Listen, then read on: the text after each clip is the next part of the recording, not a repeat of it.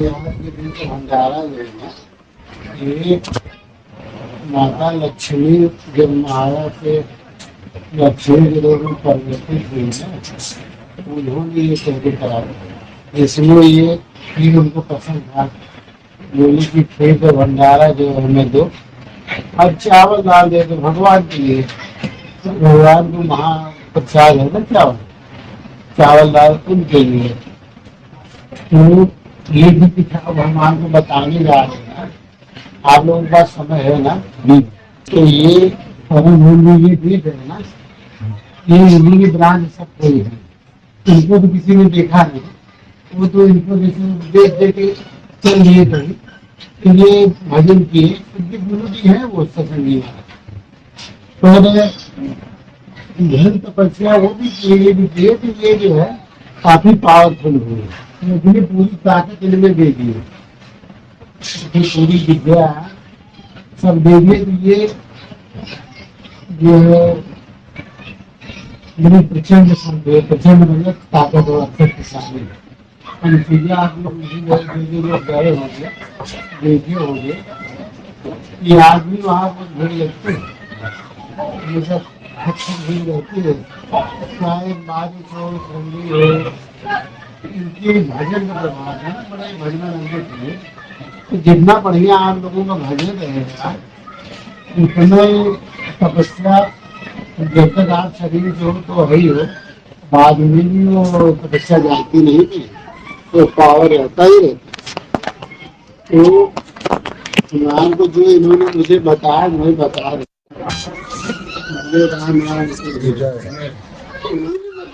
माता का चरित्र, तो माता का नाम था, ऐसे लगा दीजिए वो में, तो माता का नाम था सती माता, समझ रहे हैं?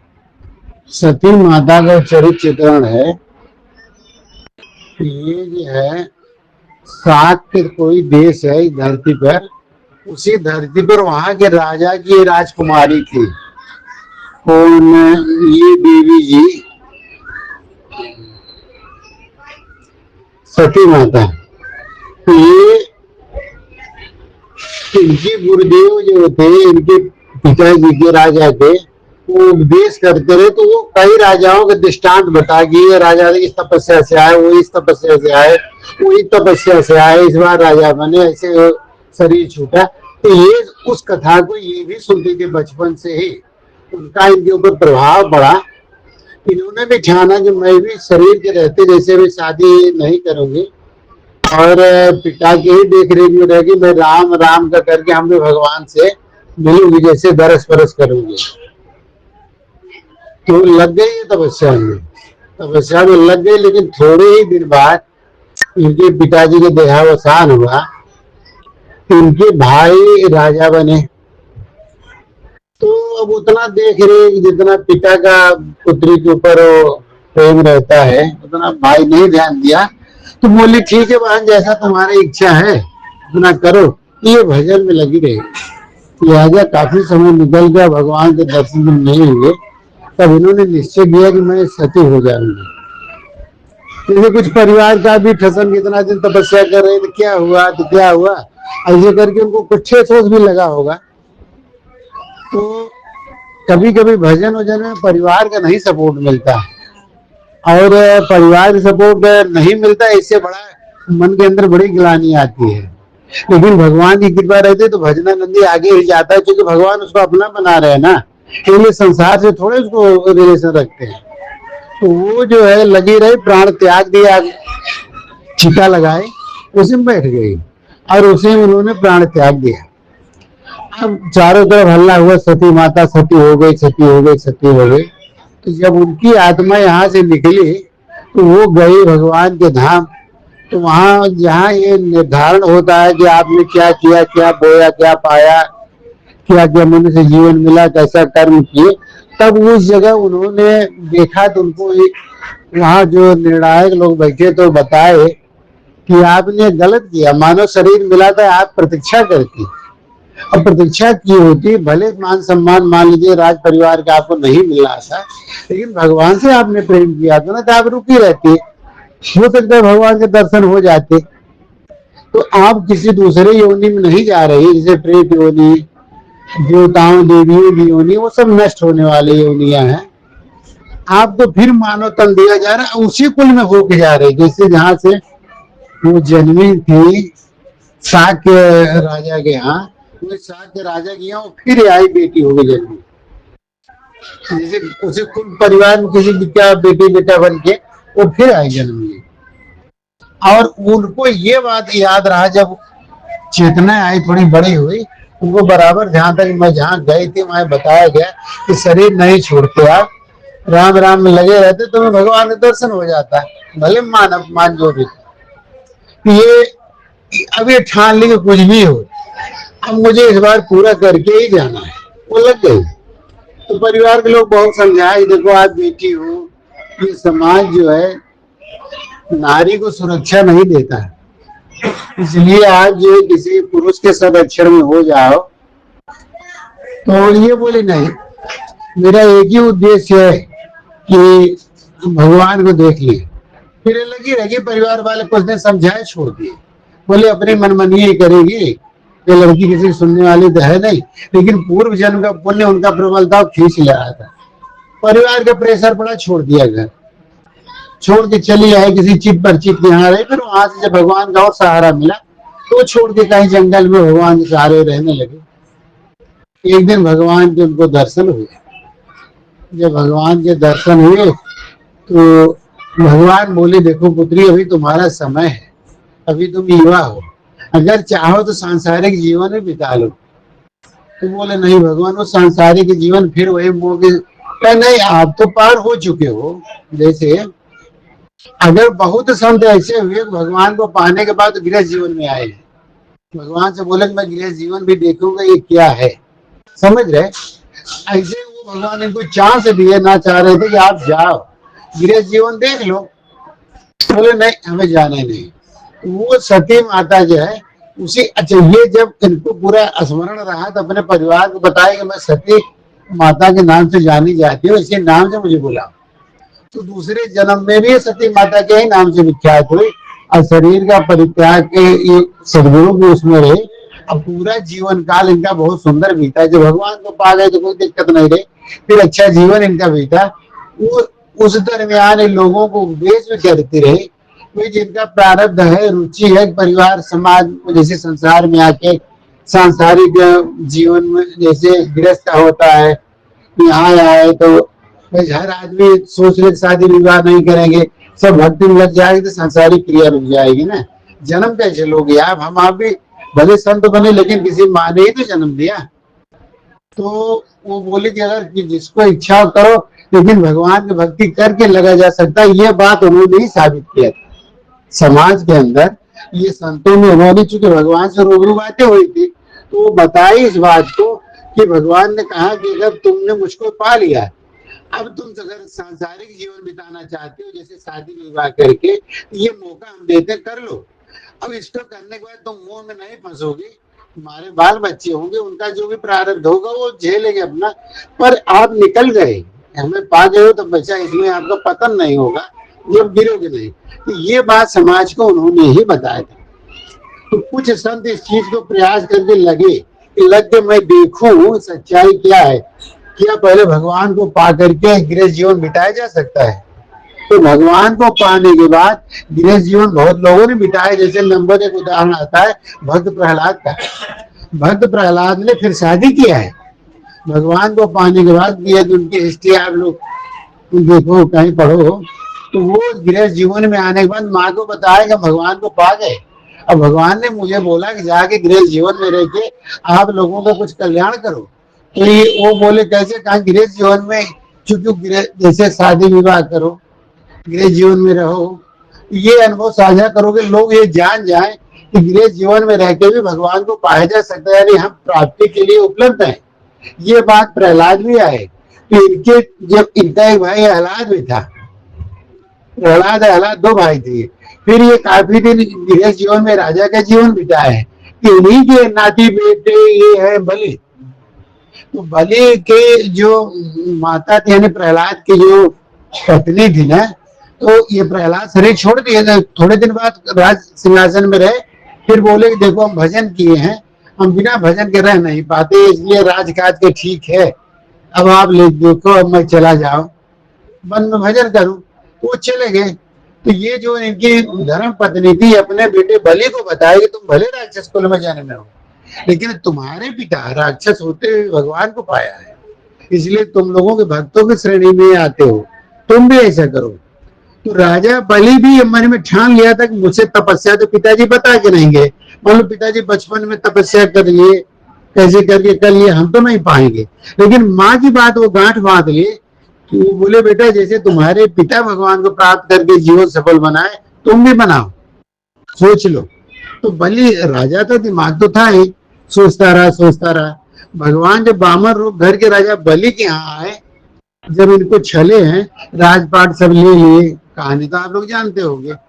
तो बोले कि 3 पग जमीन चाहिए, 3 पग में तो 2 ही पग में तो पूरी सृष्टि नप दे, कोई बचा ही नहीं। तीसरा मांगे, बोले कहाँ दे रहे, तो बोले शरीर मेरी है, इसी के दे दो, नाप लो।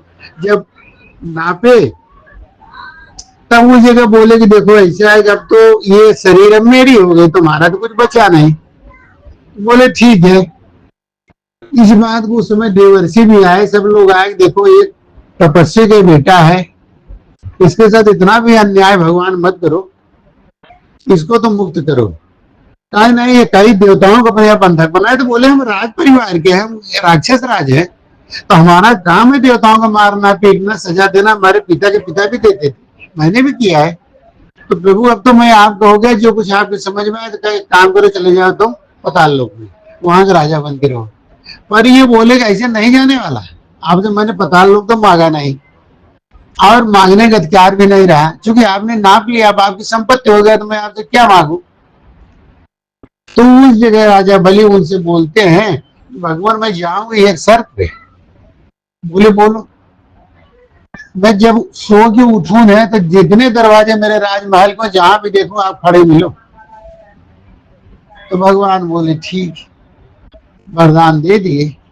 अब बिना मांगे, चूंकि अब वो कोई बात तो चाह नहीं रहा था, यही जबरदस्ती उसको ढकेल रहे थे ना।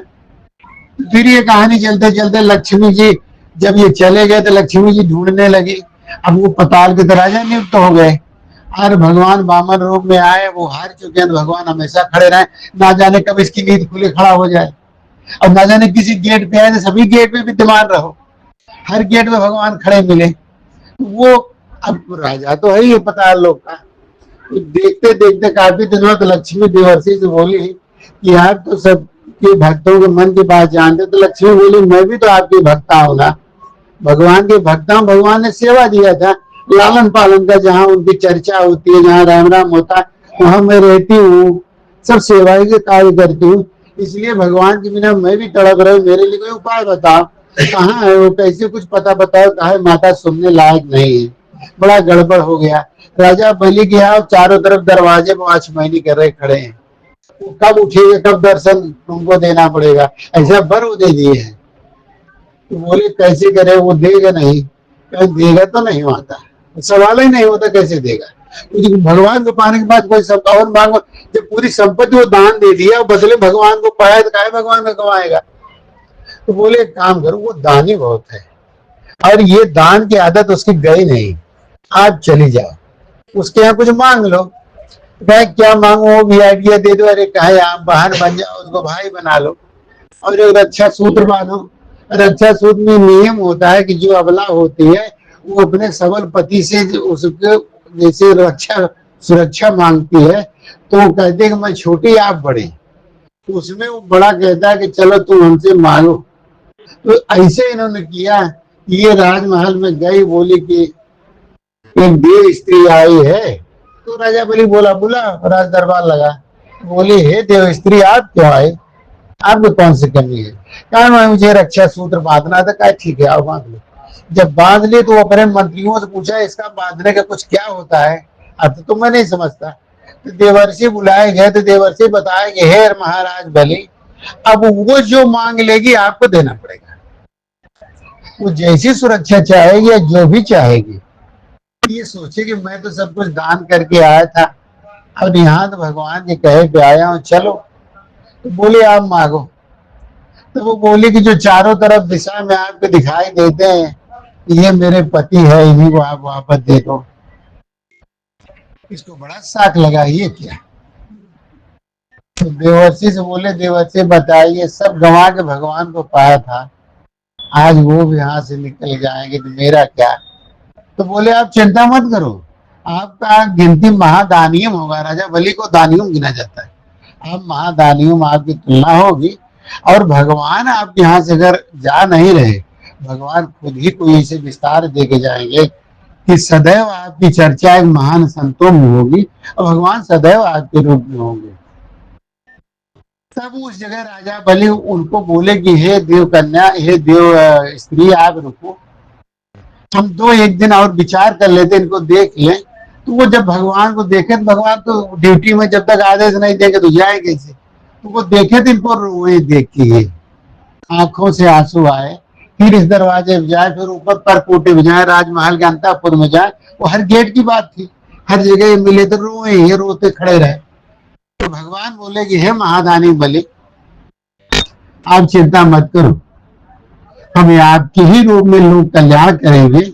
और कुल मिला के आपके हृदय देश में, आप हृदय में अब देख लो, बाहर दरवाजे पे तो आपने मांगा था, हृदय में नहीं मांगा, तो मैं आपके हृदय में भी हूँ, वहां आप दर्शन मेरा पाओ, नित्य नवीन दर्शन मिलता रहेगा, चाहे जब आप उठोगे मुझे देखोगे तो मैं दिखाई दूंगा। तब उस जगह बोले अच्छा देख ले, क्या बिल्कुल देख लो। जब वो देख लिया हृदय में भगवान के दर्शन हो रहे, तब उधर आए, उसी समय देव कन्या को बुलाया कि ठीक है मैं इनको प्रदान करता हूँ, तुम लेके जाओ बाहर, आज से तुम सुरक्षित रहो। उसी दिन से ये रक्षाबंधन का संस्कार हमारे समाज में चला। बोलो राम राम की जय। अब आप लोग प्रसाद पालो, आप संतों की प्रशंसा स्वयं भगवान बहुत करते हैं। आप लोग नीचे अवध कर रहे थे ना, स्वयं भगवान वहां कुछ देर करताल हो जाए, फिर अवध करताल राम राम राम राम, जब तक आप लोग करते हैं वो भी करते हैं। सोचो आप लोगों को अवध भगवान सुनते हैं। और ऐसे जो है, यदि आप लोग लगे रह गए ना, भगवान ने जैसे माया के क्षेत्र में आप लोग हो, और माया का घना प्रभाव होता है, इसमें नाना प्रकार की जिम्मेदारियां हैं आपके पास, तमाम वजन है सिर पे लगा, तो न भगवान करे छूटे कि आप लोग जब भगवान को देखोगे हृदय देश में या बाहर में, तो वो भगवान एक बार, वैसे भी भगवान नाम लेने वाला का पतन तो होता नहीं, मान लो एक जन्म, दो जन्म, तीन जन्म भले भटका, तो भगवान कभी न कभी तो अपना बना ही लेते हैं। इसलिए जो है आप भगवान को ऐसे राम राम अवध भजते रहो। घनघोर कलयुग चल रहा है, इसमें ज्यादा तपस्या करने की जरूरत नहीं है, क्योंकि बहुत छोटा सा जीवन है, बहुत जिंदगी मिली है, 100 साल मुश्किल से कोई घसी के जाए तो जाए, हम तो नहीं समझ पा रहे जाएगा। इसी में खाना जीना, बेटी बेटा संसार परिवार, इसी में भजन भगवान की भक्ति। तो आप लोग महान हो, जैसे काट कपट के राम राम कर ले रहे। बोलो राम राम की जय। अब आप लोग अपनी सेवा में लग के भोजन प्रसाद कर लो, चूंकि लक्ष्मी मैया का आज के प्रसाद है, ये माया से कन्वर्ट होकर लक्ष्मी में आई है। बोलो राम राम की जय।